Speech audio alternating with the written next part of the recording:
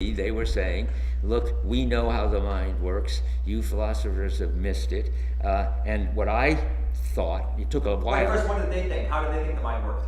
They said the mind, we have symbolic representations in our mind, that is, descriptions of the world, and we have rules for how to deal with the things that we've got descriptions of, and we're able to detect the features of things which define what they are, so that we can, the world comes sort of with little atomic things like this is round and it's brown and it's hard, and you can get all that into the description of it, and then we can recognize those things, and we can make computers that recognize that it's round and brown and hard, and have in them descriptions of things, and have in them rules for acting, and then they'll be like HAL in 2001. They said, in their jargon, human beings and properly programmed computers are physical symbol systems, and there's no difference. And that's, they took it over from philosophy. I mean, but you don't want to hear the names of the philosophers. Yeah. Okay, well, it's fascinating. They took over the concepts and actions are based on rules from Kant, who said that in the 1700s. They took over the fact that there are these isolated primitive properties of things, basic properties of things, from way back to the atomists, really, in Greece, but Hume, another philosopher around time of Kant, an Enlightenment philosopher, believed that. Descartes, we believed that the whole picture of symbolic representations, he started it in about 1650, but then Leibniz, another generation later, had the view that you could write a language in which you could describe everything in terms of certain of primitives, and then you could just use logic to decide what was the case and what to do. So they were rationalists, atomists, cognitivists. These are the names for them. All these views that came from philosophy, telling me and thinking, them and their graduate students, all that. They didn't know about the philosophy, but they had the same view. It came down to them without their realizing how Cartesian and Leibnizian and Kantian they were. But they were saying, you guys never figured it out. We've got it figured out. And this is how it works. And two things were happening at once. It was amazing. They were saying that the philosophers didn't understand it, but they were using the very concepts that philosophers used to understand it, which failed to understand it. And they were wrong in two senses. One, they were philosophers, and two, they weren't understanding it. And only people like Heidegger and Merleau-Ponty, the anti-philosophers, saw this whole amazing kind of joke that they had taken over. They had philosophy had for 2,000 years finally discovered that this rationalist, atomistic, rule-following understanding of how the mind works is wrong.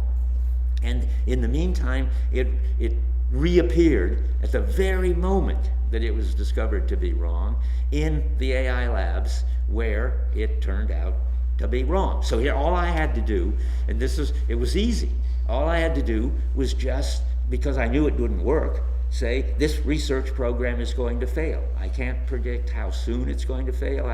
Otherwise I would sell my stock short in the companies they were starting to make for making robots, but I know it's going to fail. And I'm trying to think whether it's important or not that I went to the RAND Corporation in '65 and wrote a paper. Yeah, I guess the first paper I wrote on it, by another strange coincidence, my brother, who was at the RAND Corporation, Hubert Dreyfus, applied mathematician, said to the head of the AI people there, they were called cognitive simulation then, that his brother, namely me, said it wasn't going to work, and the head of the AI people there said, isn't that funny, my brother who's in Israel has written me a letter saying don't invest in this, Merleau-Ponty says it's not going to work. So Stuart said, well, why don't you hire my brother, he'll explain to you why. So the RAND Corporation hired me, and Newell and Simon were at the RAND Corporation. They were the ones who said we are physical symbol systems. So I got a chance to meet them and read their papers, and I wrote a paper showing how they were wrong, called Alchemy and Artificial Intelligence, claiming they were like alchemists, not chemists. Can you, let's just, one more minute dwell on the fact that maybe, computers had just started appearing That's right. at that time, and they thought, well, the computer does this way, so the mind must be like a computer, therefore we must make a computer that could be like a mind, right? That's the idea. That's the idea. That's the idea of the physical symbol system. The idea was computers use atomic facts, work according to rules, require a representation, symbolic representations of the world, and deduce logically what to do on the basis of that. We know computers do that. We know how to make software that does that. So that must be how the brain does it. And we must be the software running on the brain, which is the hardware. Philosophers just loved that. That was called functionalism. I mean, not my philosophers, but the analytic philosophers were totally seduced by this. So now you write this paper. What do you say in this paper? Okay, I just say roughly what I've been saying. You guys have picked up this wrong view, and but here's how, and then I analyze their papers. You draw conclusions on the basis of a little bit of success in a very narrow area. So this is the same way we do it in a broader way, and you have no right to that conclusion. And the phenomena suggest that that's not how we do it. So I had this paper which said, in effect, what you're doing is wrong. Since it's wrong, we'd expect you to have failures, not successes. Your papers which you present as successes really are special cases and generalize illegitimately from these special cases. The papers are failures, and then for, I don't know, 20 years, I guess maybe, I sort of followed them step by step, showing each time when they made these new predictions and new software, predicting how it was going to fail. And it always failed just that way. Can we give do you remember any of the practical examples of some of the basic manifestations of intelligence that they were trying to exhibit in a computer that you knew they weren't going to be able to do? Yeah, the main one is the one that Minsky talked about and that I just mentioned a moment ago, namely the common sense knowledge problem. So there I was at MIT in 1970. Oh, by the way, the RAND paper, Alchemy and Artificial Intelligence, the RAND company wouldn't distribute it. RAND papers were supposed to be sort of available to anybody who wrote for them. They wouldn't call my results at RAND a RAND paper because they didn't want to put their name on it, but it was a RAND memo. They couldn't, my brother insisted that they couldn't, having paid me as a consultant, and this is what I wrote, they couldn't not have it as a RAND memo, but then they wouldn't distribute it. And finally it became a very successful RAND memo, and it's now a kind of classic in museums and so forth. But there was this huge effort to suppress this criticism, mainly because there were millions of dollars at stake, because the DARPA, the defense, what is DARPA? Department of what? I don't know either. But anyway, DARPA gave the money for the research, defense research, and they were afraid that if DARPA read my RAND paper, then they would stop giving the money. And then when I was at MIT, they were even more afraid because the AI lab got about $1 million a year from DARPA for AI research. And they were afraid that if they ever read my paper, they would take away their money. And in the end, that's sort of what happened. So I have to jump ahead there. At that point, I was just fantasizing getting an actor dressed up as somebody in the military and having lunch with them in the faculty club and scaring these people in the AI lab out of their wits, but I never did it. So anyway, here you asked me, what's a problem? In 1970 was the main problem. Okay, and it was the common sense knowledge problem. They discovered that, well, they wanted the computer to be intelligent, therefore they wanted it to be able to answer questions the way, and they decided if it was as smart as, say, I forget exactly the age, let's say a 4-year-old, that would be a good step in the right direction. So they started to try to program something that Minsky, the head of the AI lab, called a script. A script, this was going to be the birthday party script, and it was going to tell the computer what a birthday party was and what people did at a birthday party, and then it could answer questions about the birthday party. So, for instance, it would say, why did all these people go to Joe's house and bring him presents?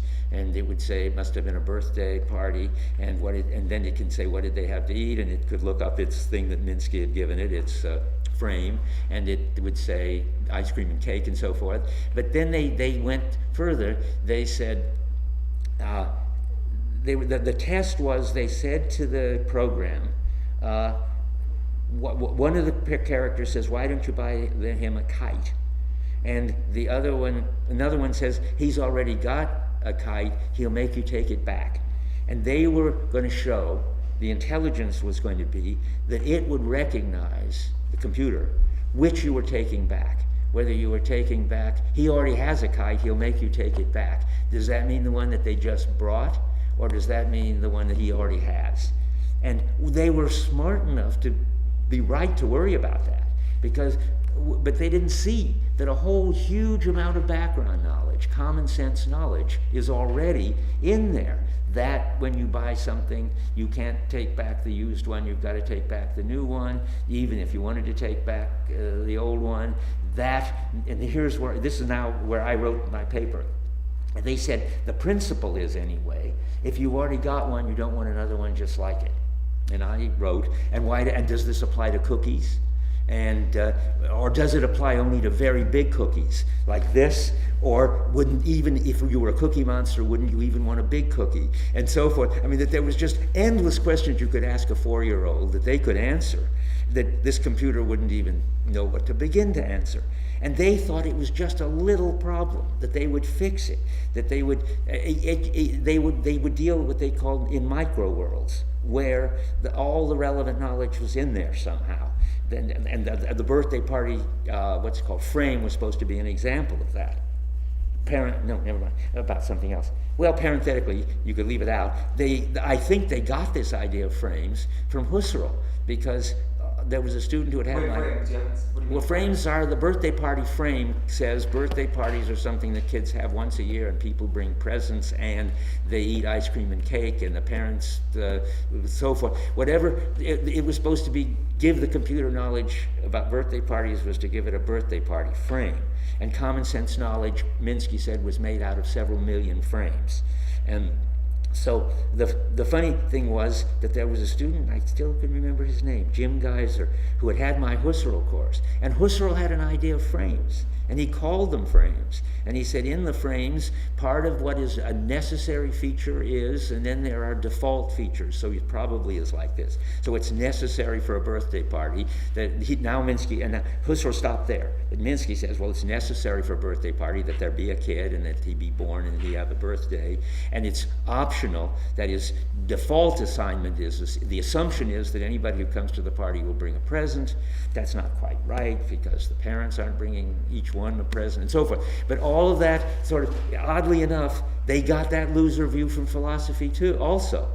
Every loser view that they had, they unknowingly got it from philosophy, and it didn't work in Husserl, and it didn't work for them. And now Minsky is saying, I repeat it, AI has been brain dead since the early 70s, which is when I wrote my paper. Wrote my book. The common sense knowledge thing is in after the Rand paper. Another series of weird events happened. So how do we? Okay. So what's going on with us that we, a 4-year-old, find it so easy to understand all these common sense questions? Okay. And what was your critique, and then what was their reaction to that critique? Okay. My critique was just to show that common sense knowledge is a huge something or other, and it's not, and it could be a huge bunch of facts, but it isn't even a huge bunch of facts, because what counts as a fact depends on the situation, and then how you, and whether you if you recognize this as, say, Christmas present giving situation, then the fact is these are going to be counted as Christmas presents, and you won't be able to open them right away. I'm just making this up. But I just said, look, there's all these facts, millions of facts, millions of frames. That's already too hard for you. But moreover, there's not just a fixed number of facts and frames, but it depends on the background customs that you don't even know you got, that you took over by imitation when you were a child, and it depends on your own interests, what's going to count as the facts. And I had a whole list of reasons why that, and it's got to do a lot with understanding what's relevant, because you just can't take account of all the facts in this room. There's an infinite number of facts about this room, but what's relevant right now is that I'm sitting here talking to you, and the lights are relevant, the cameras are relevant. If there's any dust on the floor under this chair, it's not. I mean, that we have this whole thing, and they don't know how to do the difference between relevance and accidents at all, I said. Now, the next thing you say is very interesting. Well, it would have been marvelous if I could have said, this is how you're trying to do it, and it won't work, but here's how the brain really does it, and how it works. But I couldn't, and nobody's got a clue yet. I mean, they've been brain dead, and so has cognitive science been brain dead since the early 70s. The latest version is, I say in my book that this relevance thing is very important, that we can recognize relevance even though we've never seen it before.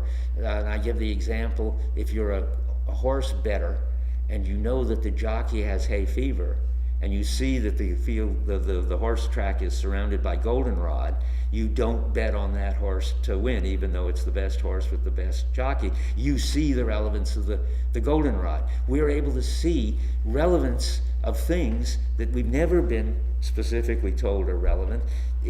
And they thought that if you just had a computer powerful enough and you had someone programming enough information in there, then that's why they didn't have artificial intelligence yet, but they just needed a processor and a computer that's fast enough and full of enough That's facts. right. That's where Minsky was stupid and now retroactively admits I was bright, in the sense that they went on and on. In the 70s, instead of trying to program all that information, the usual reaction was, let's start with some simple world in which we list all the relevant facts and leave out all the irrelevant facts and get the computer to answer questions about that world.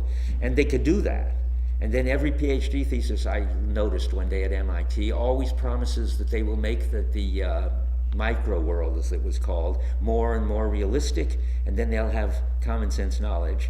And there was never any follow-up to any of these PhD theses, because it didn't get them anywhere to make it more and more realistic. It was still sort of infinitely, really, or something hopelessly wrong-headed, because it wasn't a question of just putting in the facts, but this issue of relevance was absolutely central, and they couldn't cope with it. So you wrote a book then. Well, tell me about the book you wrote that was okay. so I wrote in '72 What Computers Can't Do, based on the Rand paper. It's so, everything that happens is so weird. I mean, I didn't want to think of writing a book, and Harper and Row came to me and asked me to write a book. But that happened because, in some amazing way, the Rand paper got picked up by the New Yorker and was the first item of the talk of the town in '65 or something like that. And then a guy named Peter Drucker, who's a famous management consultant, told Harper and Row they had to have a book, and they told me to write a book. Most people, submit a proposal to a publisher. So I said, okay, I'll write a book. And so I turned the Rand paper into this book, What Computers Can't Do. And can you talk specifically about how you took Heidegger's ideas and I quoted Heidegger. There's no answer to the question how we do this common sense knowledge thing of seeing what's relevant and so forth, but at least Heidegger has a name for it, and it's familiarity, and we just have familiarity with the world. Unfortunately for everybody, nobody has a clue how we have it. It doesn't bother Heidegger, that's not his job, but it's the job of cognitive science. Let me say a word about that. One of the best cognitive science people is Jerry Fodor, who's in philosophy and psychology, who's written a book lately they haven't got any conclusion for the common sense knowledge problem, but they're going on making micro worlds or doing whatever they're doing. And in his book called "The Mind Doesn't Work Like That," the last paragraph says something like, "And should a Dreyfus ask us how we can tell what's relevant to anything else, our response would be total silence."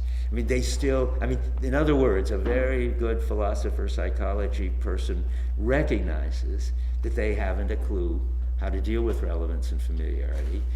And the moral is, I think they should keep trying, but Heidegger's going to describe familiarity. He's going to describe the way doors call us to go in and out, and tables call us to put things on and so forth, and how and we respond to the relevance of things, and that's the best we can do.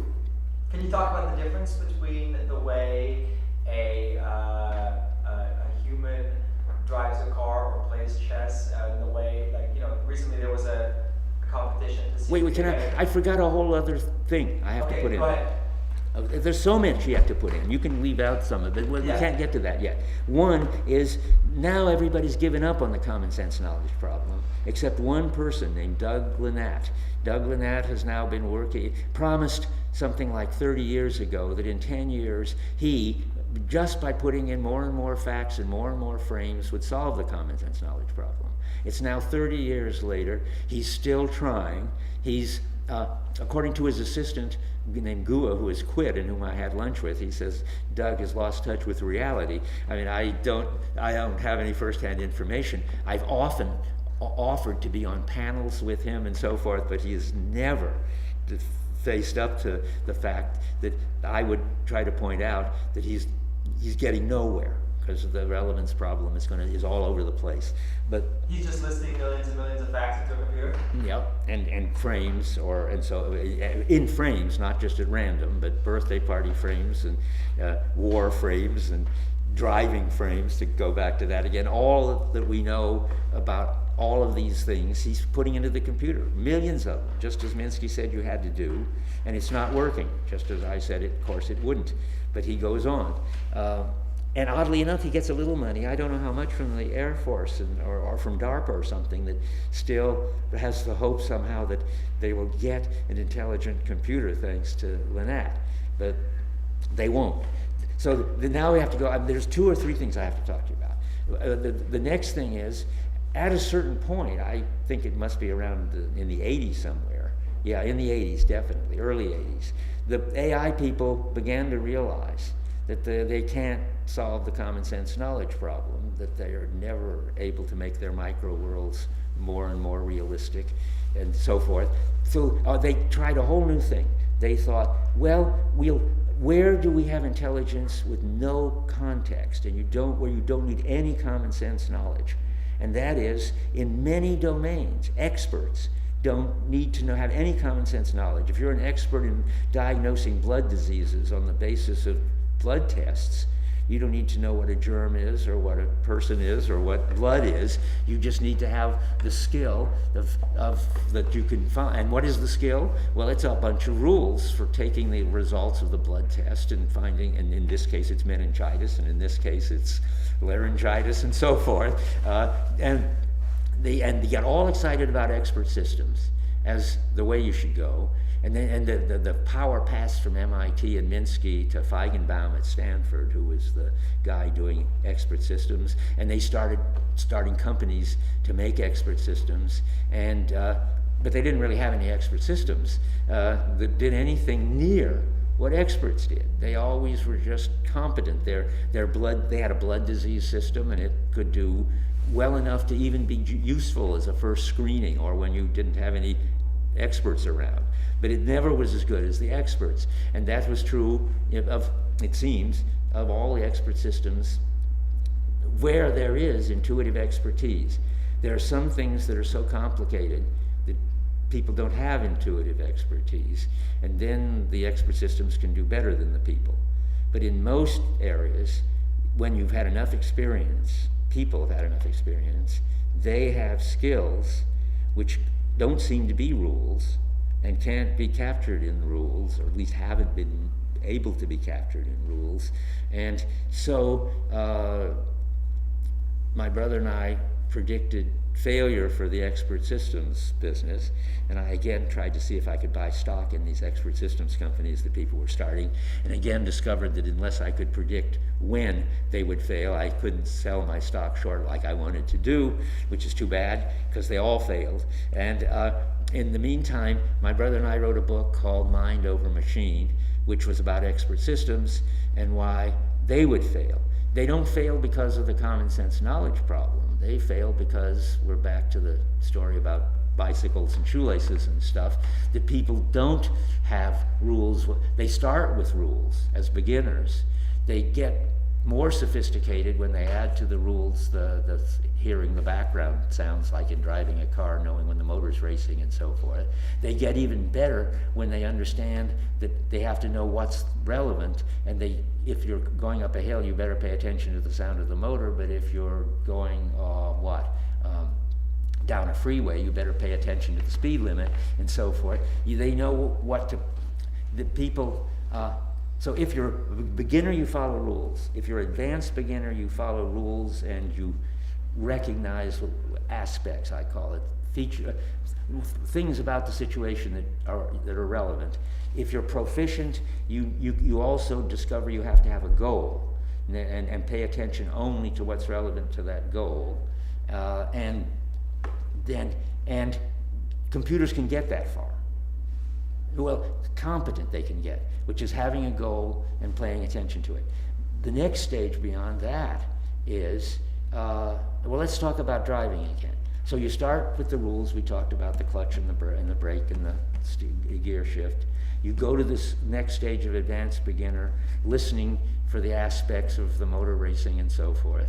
You go to the next stage in which you have a plan, as you understand what's relevant and you pay attention to that. So going on an off-ramp, you pay attention to getting the right speed so that you don't get honked at for going too slow or go into a skid for going too fast. And you learn the hard way. You learn by getting honked at and going into skids, but after a while, you stop doing that. You finally become an expert driver. What's an expert driver do? He goes on an off-ramp without the slightest idea what the right speed is and and so forth. He can be caught thinking about something else or talking or listening to music. His foot is doing what needs to be done and his car is doing what needs to be done. And now back to the expert story. We now know something about how the brain does that. The way it sets up what's called the neural networks, and maybe they form attractors, and they've discovered the part of the brain that keeps track of whether things are going well or signals that you have to start paying attention because things are going wrong. And all of that knowledge about skills explains what we really do and how it isn't like expert systems, because it isn't as if we still do what beginners do, namely follow rules only unconsciously. We do something entirely different. We respond to whole situations, and we respond only to what's relevant in whole situations. You look like you want to say something. No, I wanted to talk about the difference between, like, at the time, did you think that they would come up with a computer that could play chess as well as a human? And if not, why not? And now when that did happen, what is the difference between the way the computer's playing chess just as well as a human? Right. It looks Better. like it's exhibiting intelligent behavior, but why is that? Why did that not count? And what makes the way humans do it that's special? important. That's a good example. When Deep Blue finally beat Kasparov, Hang on, one second. I debated a philosopher named Dan Dennett on the. Wait, say that again. 'Cause I was talking over you. Oh, okay. Go ahead. That's an important question. It is And very people important. worried about that. And when Deep Blue, or I guess it was, I'm not sure which one it was, the beat Okay, one more time. Go ahead. Okay, that's a good question. And when whatever program it was, I think it wasn't Deep Blue anymore. It was some further advanced computer program beat Kasparov, who was the world champion. There was a lot of interest in the question. Well, now haven't we made an expert system that's better than the experts? And I was on what was it? Dan Rather program of some sort or other, debating with Dan Dennett, who's a philosopher who believes in AI, about this and so forth. Well, the answer seems to me to be that, and it's surely right, it doesn't just seem to me, the answer is it's not an expert system, because expert systems try to get the rules from the experts and use the rules in the computer to generate expertise. But what happens in a game like chess, where there's a finite number of rules and a finite number of places pieces can move, and what's relevant and irrelevant is totally settled. I mean, it's irrelevant if you're in the middle or off to the side of a square. It's irrelevant whether the board is dusty or clean. It's relevant but it's relevant whether the piece is white or black. I mean, that's all fixed. So when it's fixed, you can calculate way ahead. So they now look at something like 1 billion moves before the computer does, before it makes a move. I think it's around 1 billion now, I'm not sure exactly. And that means it can look, I don't know again the details, probably 10 moves ahead when it makes a move. Now, a grandmaster can only look at 200 or 300 moves, and normally doesn't need to look ahead at all. There's this famous remark by Capablanca, who's perhaps the greatest grandmaster ever, who says, they ask me how many moves I look ahead. I only look one move ahead, but it's always the right one. And that's how it is with masters.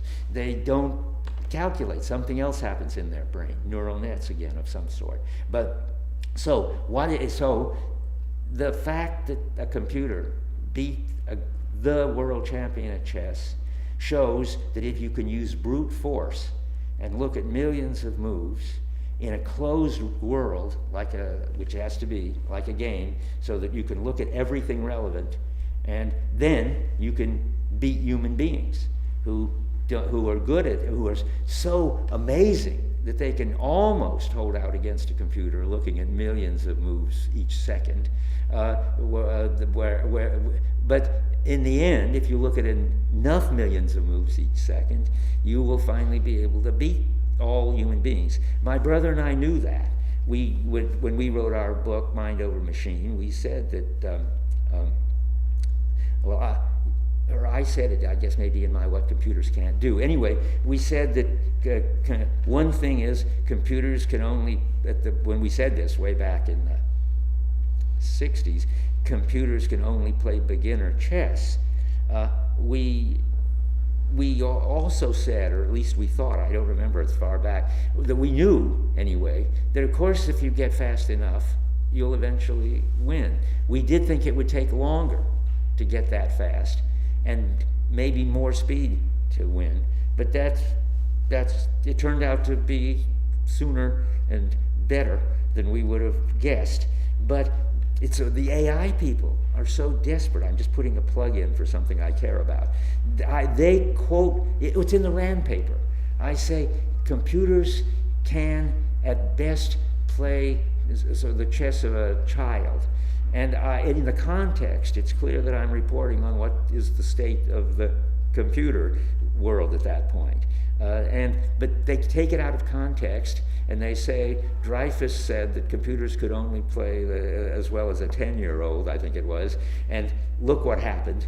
One, a computer beat Dreyfus. I'm not a very good chess player, and I took on, but they asked me to play against a chess program at MIT, and I did, and I lost. And Stuart came back and beat it. Stuart's a good chess player. He was captain of the Harvard team, but I'm not a good chess player. But that's all irrelevant. I mean, the idea that they're so desperate, that it's still appearing in books.